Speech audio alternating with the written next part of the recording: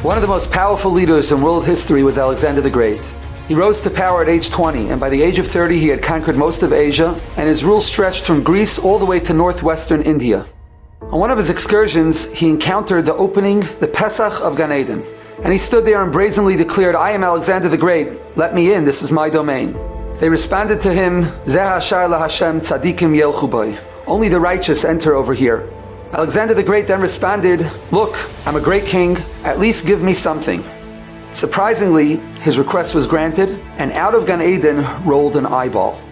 He thought it was a gem, he thought it was a jewel, he wanted to weigh it, and so he put it on a scale. To his surprise, the scale went all the way down. So on the other side, he started to pile on gold and silver, and the scale didn't budge. He put on an enormous amount of gold and silver on the other side of the scale, and still that gem was weighing down the scale. Perplexed, he summoned the wisest people he knew, the Ziknei Hadorim from Eretz Yisrael. "This is no gem," they told him. "This is a human eye.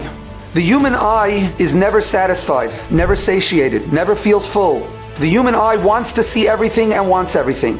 And therefore, all the gold and silver in the world will never outweigh the desire that is pent up and built up in this human eye." And to prove their point, they took a little bit of dust, a little bit of dirt, and they covered the cornea of the eye. And all of a sudden, the eye couldn't see anymore, it floated up, and Alexander was able to weigh it properly. This story is quite perplexing. Why, in fact, would they give Alexander the Great a gift from Gan Eden? Why did he deserve it? Another question, what was this eye doing in Gan Eden? This eye was clearly a very lustful, desirous eye. What is an eye like this doing in Gan Eden? What does it belong there for? It would seem that they were trying to tell Alexander the reason why he could not enter Gan Eden. There was a message here. And the message was, you, Alexander, you cannot control your eye. You never control what you want to see. Wherever you look, you want to conquer. This is why you are on a campaign for world conquest, because nothing is ever enough for you. You always want more. You always desire more. Someone like that doesn't enter Gan Eden.